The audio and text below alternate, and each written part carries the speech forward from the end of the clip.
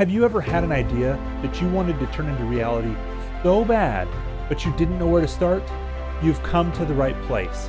I've been there too, and I'm here to show you the processes and tools to turn that idea into reality.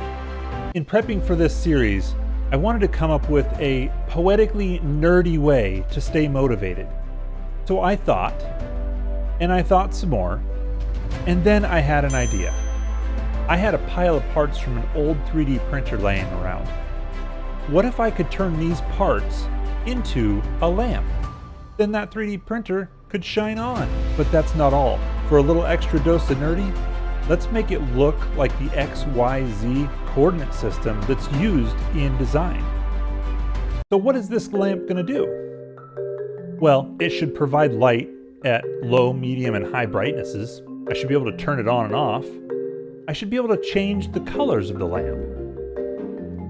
I should make it accessible through a web browser.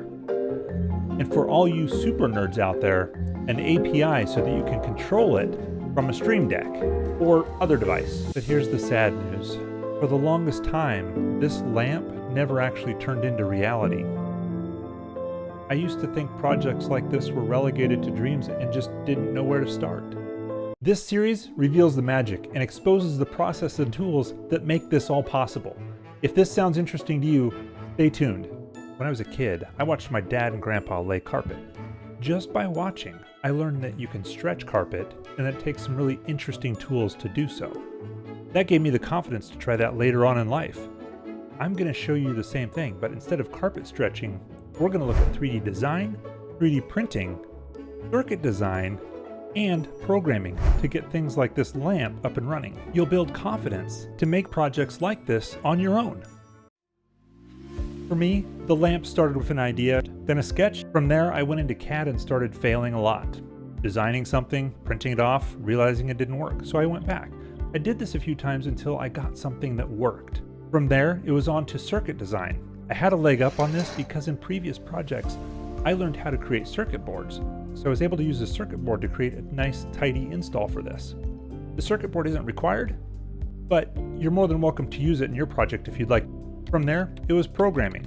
I used a little bit of AI and a little bit of previous knowledge to get something up and running for this lamp. You'll be able to download that code later on in the series. Finally, I put it all together, click the on button, and you see the lamp behind me works great. If you subscribe to the channel, you can follow along with us. If you get stuck on some of the processes or don't have access to some of the tools to get it done, I'll show you alternatives that still result in you getting a lamp. In the next video, we'll actually do a step-by-step assembly process. Then we'll backtrack in future videos and start at step 1 and work our way forward. If you're excited about building this lamp, click the like button and we'll see you in the next video.